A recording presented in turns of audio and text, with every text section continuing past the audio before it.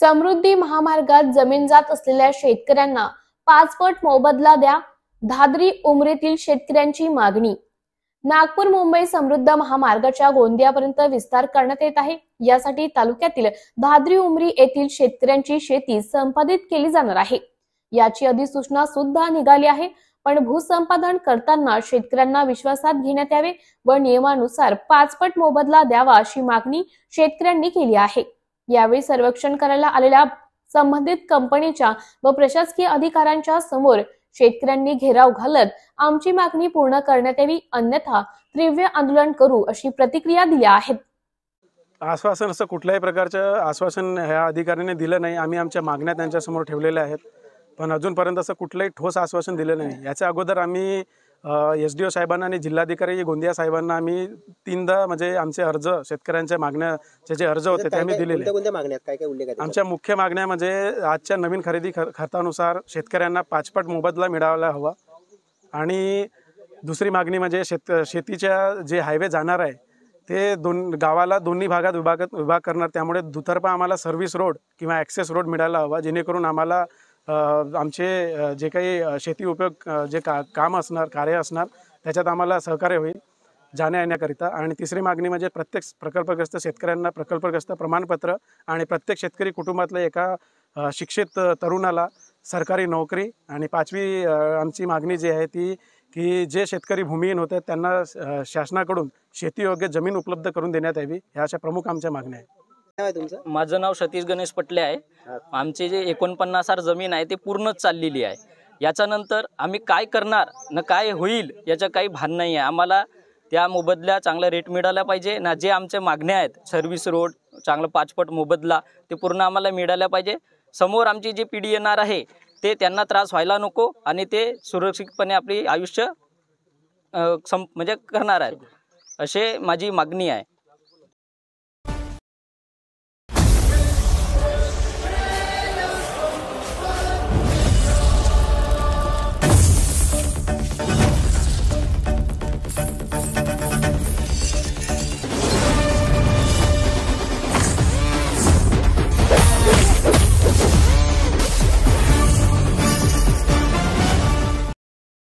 माझी विनंती आहे, राष्ट्रवादीच्या मुख्य मुंडीला बोलायला लावा, सुरेश धस म्हणाले।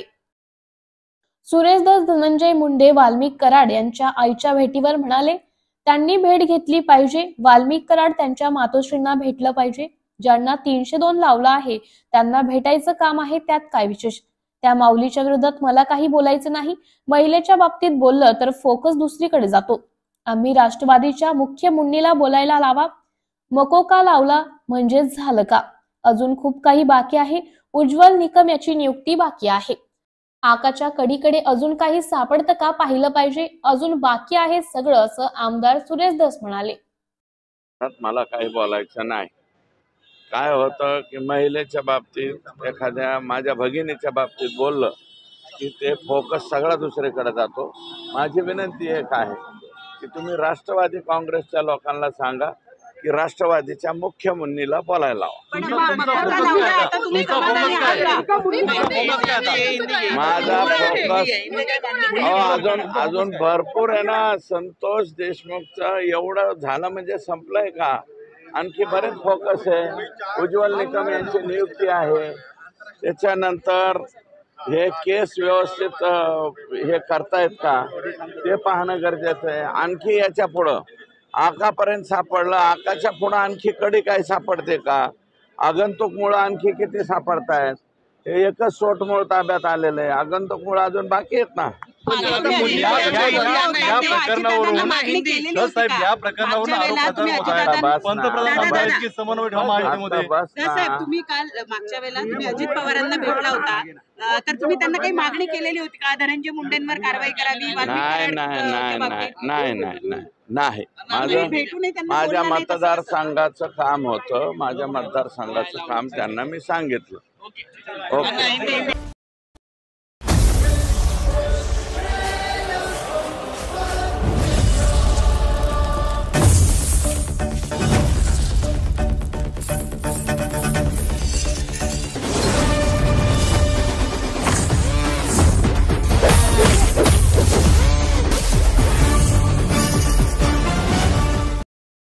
नाशिक, जीवनात यशस्वी होण्यासाठी ध्येय निश्चित करा, मुख्य कार्यकारी अधिकारी आशिमा मित्तल म्हणाल्या.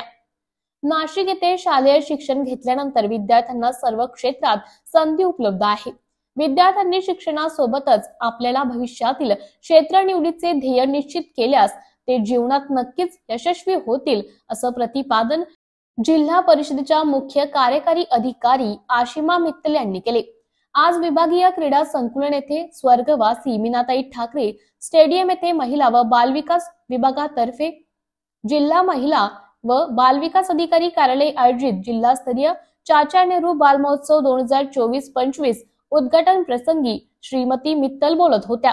यावेळी व्यासपीठावर महिला व बालविकास विभागाचे नाशिकचे विभागीय आयुक्त चंद्रशेखर पगारे, महिला व बालविकास आयुक्तालय पुणे उपायुक्त सुवर्णा पवार, महाराष्ट्र राज्य बाल हक्क संरक्षण आयोगाच्या सदस्य सायली पालखेडकर, जिल्हा महिला व बालविकास अधिकारी सुनील दुसाणे, बालविकास प्रकल्प अधिकारी स्वाती कलाल, महिला आर्थिक विकास महामंडळाचे जिल्हा समन्वय अधिकारी संजय गायकवाड, बाल कल्याण समितीचे अध्यक्ष मिलिंद बाबर, सदस्य ऍडव्होकेट पल्लवी घुगळे, बाल न्याय मंडळाचे सदस्य शोभा पवार, गणेश कानवडे, दैनिक भ्रमचे संपादक चंदुलाल शहा यांच्यासह अधीक्षक अधिकारी उपस्थित होते.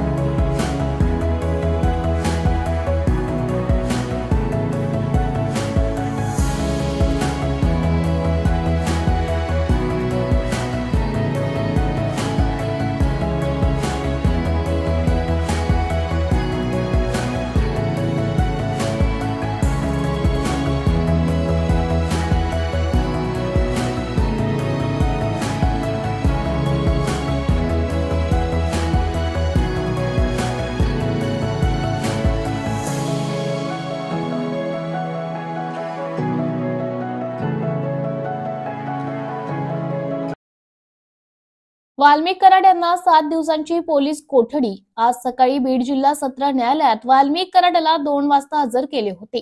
3 वाजता यावर सरकारी वकील बाळासाहेब कोल्हे व वाल्मिक कराड यांचे वकील अशोक कवडे यांच्यात युक्तिवाद सुरू झाला. युक्तिवाद संपल्यानंतर कोर्टाने वाल्मिक कराडला 7 दिवसांची पोलीस कोठडी सुनावली आहे.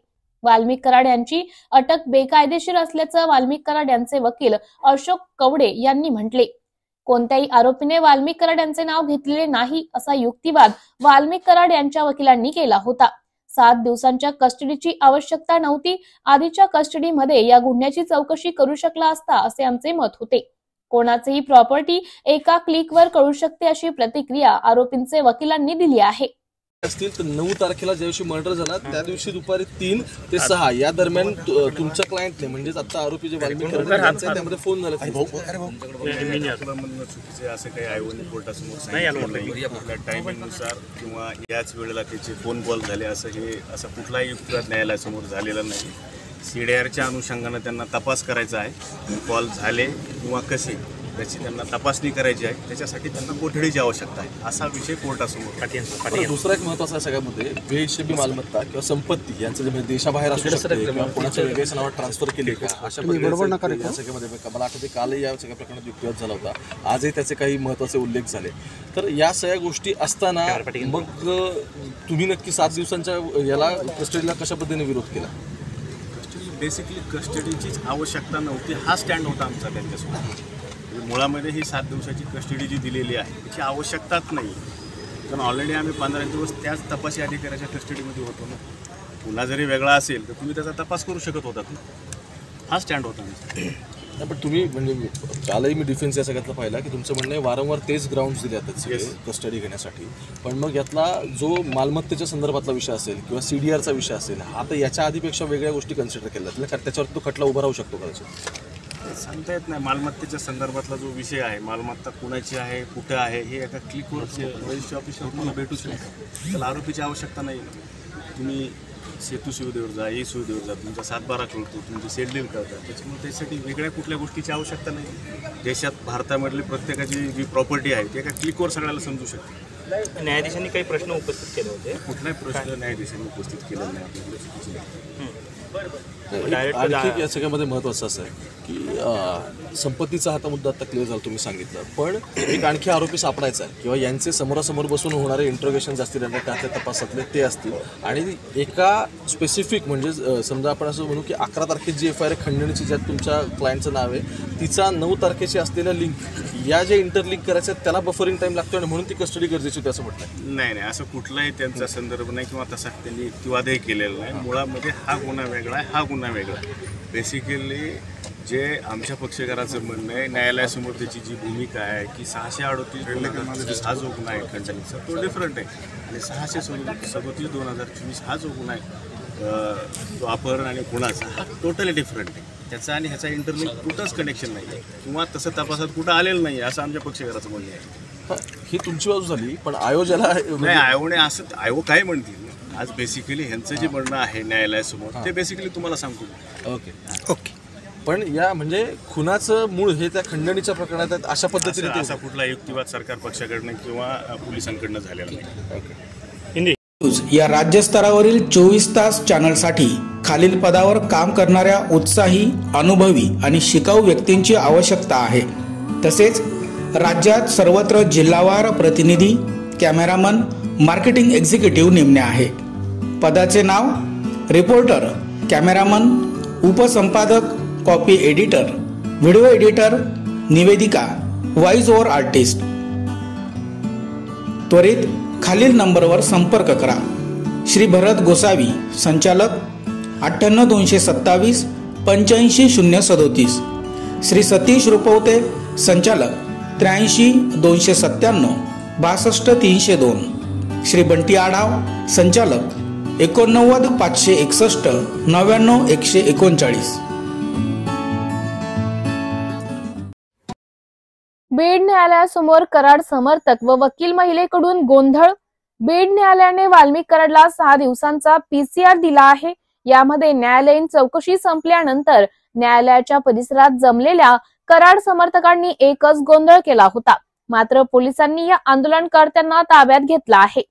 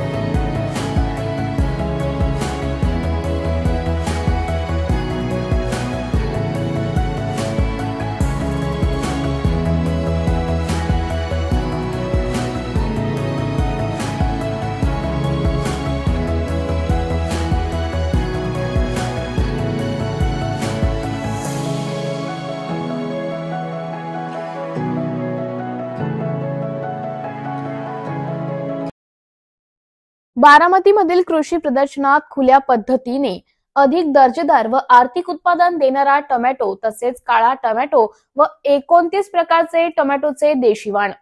बारामतीमधील कृषी प्रदर्शनात खुल्या पद्धतीने अधिक दर्जेदार व अधिक उत्पादन देणारे टोमॅटो तसेच काळा टोमॅटो व 29 प्रकारचे टोमॅटो असे देशी वाण पॉलीहाऊस किंवा शेडनेट मध्ये पिकवल्या जाणाऱ्या भाजीपाल्याचा दर्जा उत्तम राखला जातो. मात्र उत्पादन खर्चात बचत करून स्टेजिंगच्या साहाय्याने टोमॅटोचं पीक खुल्या जागेतही अगदी 40 फूट उंचीपर्यंत घेऊन ते अधिक काळासाठी उत्पादन देणारे व अधिक उत्पादन देणारे ठरू शकते। याचा प्रयोग या ठिकाणी तुम्हाला पाहता येईल। टोमॅटोचे अधिक दर्जेदार व अधिक उत्पन्न देणारे पीक कमी उत्पादन खर्चात घेता येणार हे प्रात्यक्षिक या ठिकाणी पाहता येणार आहे। नमस्कार, माझे नाव संतोष करंजे, कृषी विज्ञान केंद्र बारामतीमध्ये विषय विशेषज्ञ कृषी विद्या म्हणून कार्यरत आहे। येत्या 16 ते 20 जानेवारीला कृषी विज्ञान केंद्र बारामतीमध्ये प्रात्यक्षिक आधारित कृषी प्रदर्शन आयोजित केलेलं आहे आणि त्याच्यामध्ये देशी बियाण्यांच्या प्रात्यक्षिक आपण केलेली आहेत। तर त्याच्यामध्ये माझ्या पाठीमागे आपण पाहतो आहोत की विविध टोमॅटोचे 30 व्हरायटी लावलेल्या आहेत आणि ह्या सर्व 30 व्हरायटी ह्या देशी आहेत आणि त्याच्यामध्ये विशेष सांगायचं झालं तर गोल काळा आणि लंब गोलाकार काळ्या वाणाचं टोमॅटो लावलेलं आहे। हे आयुर्वेदिक आणि आपल्याला पौष्टिक असं टोमॅटो आहे। आपण जे हायब्रिड टोमॅटो खातो त्याला सुवास राहिलेला नाही। आज माझ्या पाठीमागचे जेवढे टोमॅटो आहेत ते सर्व देशी आहेत। याच्यामध्ये लंब गोलाकार नेहमीचा आपल्याला हायब्रिड टोमॅटो असतो तसाही लंब गोलाकार टोमॅटो आहे आणि हायब्रिडच्या वाणापेक्षा जास्त उत्पादन देत आहेत। हे पाठीमागे तुम्ही पाहिलं तर आत्ताच 10 फूट वाढलेले आहेत। हे जर आपण आधार देत गेलो किंवा त्याला खाली लोअरिंग करत गेलो म्हणजे त्याला खाली उडून आपण बांधत गेलो तर हा सलग 40 फुटापर्यंत हायब्रिड टोमॅटो सारखा वाढू शकतो। याच्यामध्ये चेरी टोमॅटो पण आहे आणि आपले नेहमीचे टोमॅटो पण आहे। चेरीमध्ये पण 3 वेगवेगळ्या आकाराचे आहेत। अगदी बोराच्या आकाराचा, छोट्या बोराच्या आकाराचा पण चेरी टोमॅटो आहे आणि हे पण घसानं लागतात। याच्यामध्ये विशेष म्हणजे रोगराई बिलकुल तुम्हाला दिसणार नाही, केमिकलचा वापर करण्याचीच गरज राहणार नाही। आज तुटा रोग आहे किंवा करपा आहे, भुरी रोग आहे, ह्यासारखे रोग या टोमॅटो किंवा मिरची पिकावर येत असतात। त्याच्या जर कंपॅरिझन केलं आपण, त्या दोन्हीची तुलना केली तर ह्याच्यामध्ये तुम्हाला रोगराई बिलकुल दिसली नाही आम्हाला। आज शेंड्यापर्यंत वाढ आहे ती सर्व हिरवीगार आहे, खालपासून वरपर्यंत टोमॅटो घसण लागले आहेत। तुम्ही त्याच्यामध्ये जर घेतलं फुलं पण वरती आहेत आणि खाली टोमॅटो लागलेले आहेत। तर हे किमया फक्त देशी बियाण्यात आहे आणि हे सर्व देशी बियाणं असल्यामुळं आज आपण हायब्रिडच्या जमान्यात जर असे टोमॅटो लावले आणि कमी औषधामध्ये खतामध्ये जर ही वाढवली तर निश्चित आपल्याला उत्पादन त्याचं जास्त येणार आहे। आज किमान 40 टनापर्यंत हे टोमॅटो उत्पादन येतील आणि खर्चाच्या बाबतीत झालं तर तुमचा खताचा औषधाचा खर्च 50% पेक्षा कमी येईल आणि खतही वापरायचं झालं तर तुम्ही जैविक खतं वापरा घ्याला, म्हणजे निंबोळ्यासारखे किंवा जीवाणू खतं आहेत किंवा जैविक औषधं जे आहेत त्याची जर फवारणी केल्या तरी आपल्याला कुठल्या कीड रोगाचा ह्याच्यामध्ये प्रादुर्भाव बिलकुल होणार नाही। उत्पन्न जेवढे येतंय ते मार्केटमध्ये विकायसाठी पण आपल्याला विशेष कष्ट घ्यावं लागणार नाही, कारण त्याची चव एकदा जर ग्राहकांना समजली तर निश्चित तुम्हाला हे मार्केटमध्ये पण चांगले चालणार आहेत। आज इथं उभं राहिलात तुम्ही आणि पाठीमागे जाऊन पाहिलात, त्याचा वास जर घेतला तर आपल्याला नॅचरल जो जुना वास आहे तो आता अजून पण येतो। म्हणजे आपल्याला जुनं ते सोनं आपण म्हणतो, या पद्धतीने जुने बियाणं संवर्धन करून शेतकऱ्यांनी हेच बियाणं पुन्हा पुन्हा लावलं पाहिजे। त्याचा बियाण्याचा खर्च वाचेल, रोपांचा खर्च वाचेल, म्हणजे एकंदरीत आपल्याला हे आपल्या भागात येणारे वाण आहेत एवढंच सांगतो। आणि येत्या 16 ते 20 जानेवारीला कृषक या प्रात्यक्षिक आधारित कृषी प्रदर्शनाला आपण सर्वांनी यावं हेच विनंती करतो। धन्यवाद।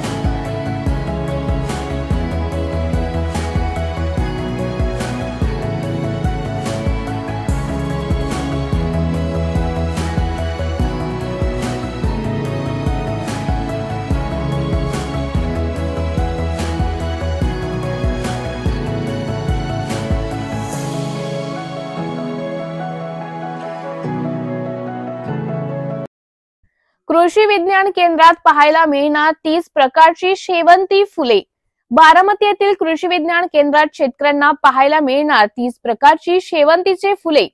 सर्वसाधारणतः आपल्याकडे फक्त पांढऱ्या प्रकारचे शेवंती उत्पादन केले जाते, मात्र कृषी विज्ञान केंद्रात 30 प्रकारच्या शेवंतीचं उत्पादन घेतले असून 15 ते 20 जानेवारी दरम्यान कृषी प्रदर्शन होणार आहे। या प्रदर्शनात 30 प्रकारचे शेवंती शेतकऱ्यांना पाहायला मिळणार आहे।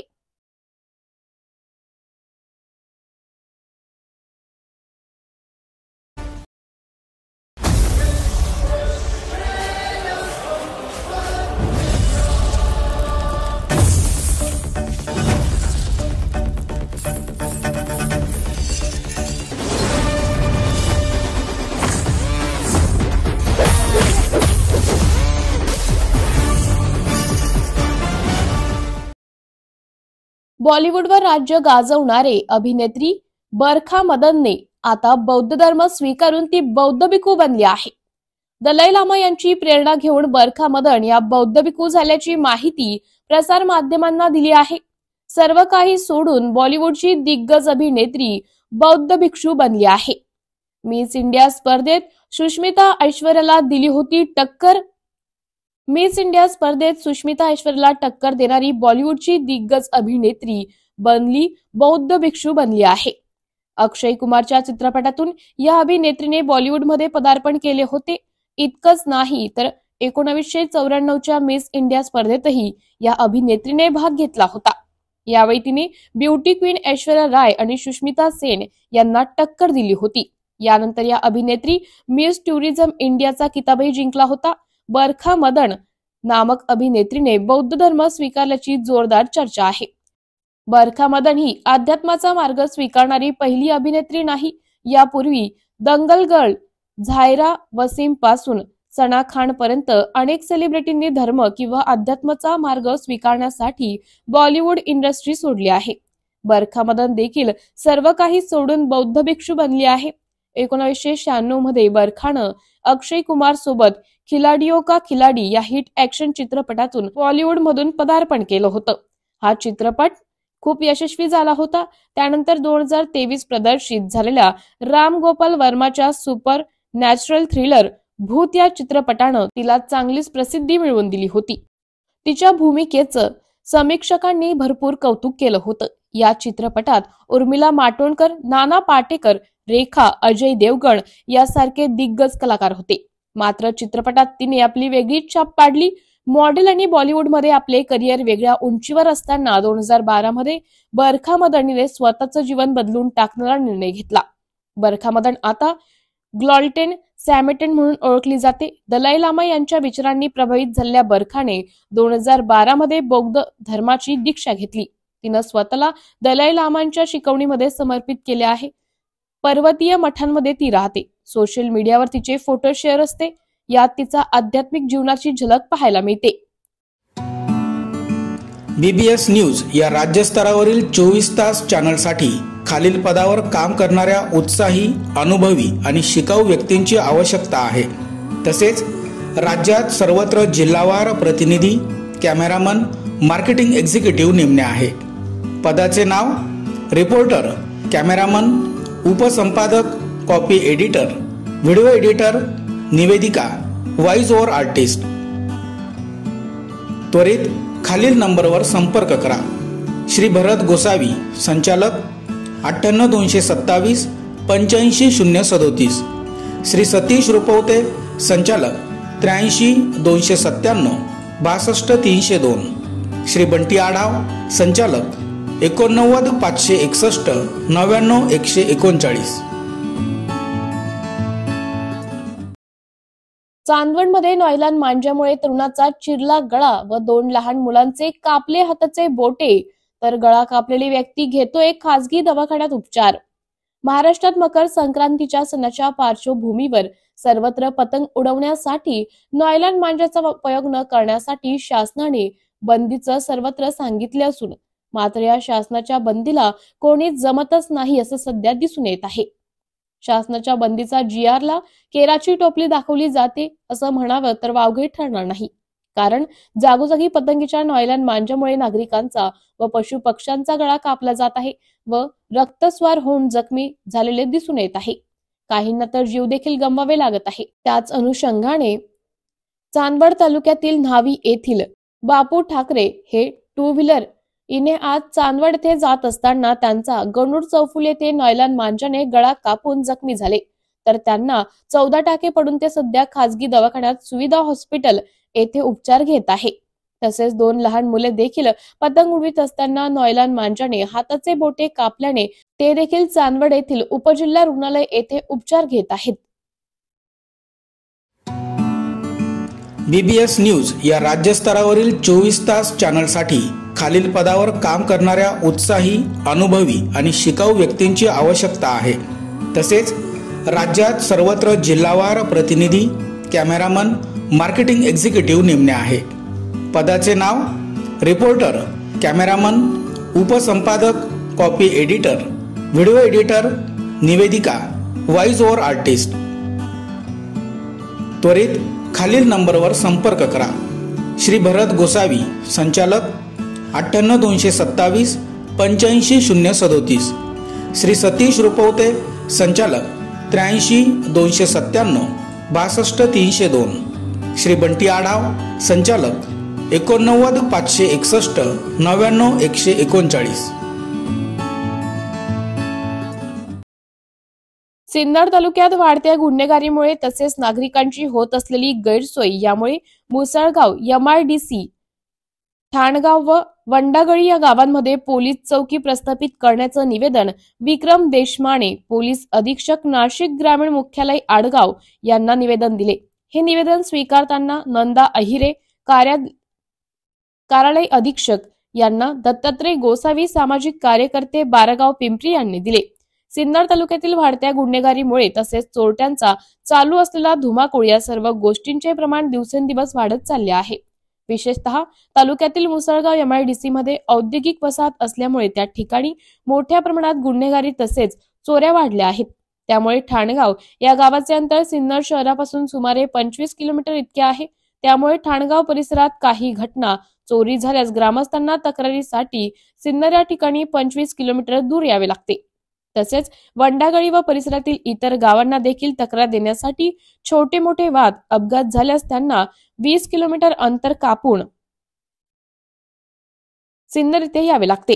त्यामुळे नागरिकांच्या समस्यांचे निवारण करण्यासाठी त्यांचा वेळ वाया जातो तसेच अनेक समस्यांना सामोरे जावे लागते।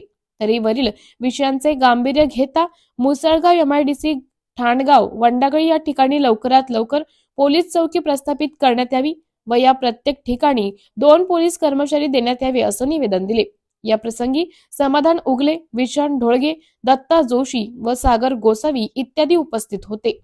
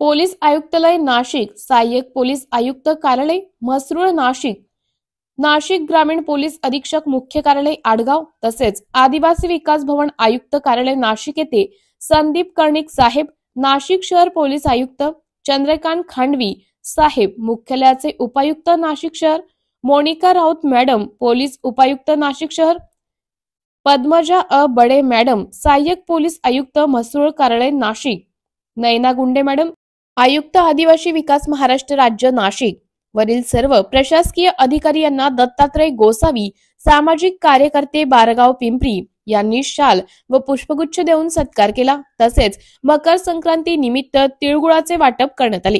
या प्रसंगी वरिष्ठ पोलीस निरीक्षक माननीय अशोक गिरी, नाशिक रोड पोलीस स्टेशन व समाधान उगले, विशान ढेंगळे, दत्ता जोशी, छायाचित्रकार इत्यादी उपस्थित होते.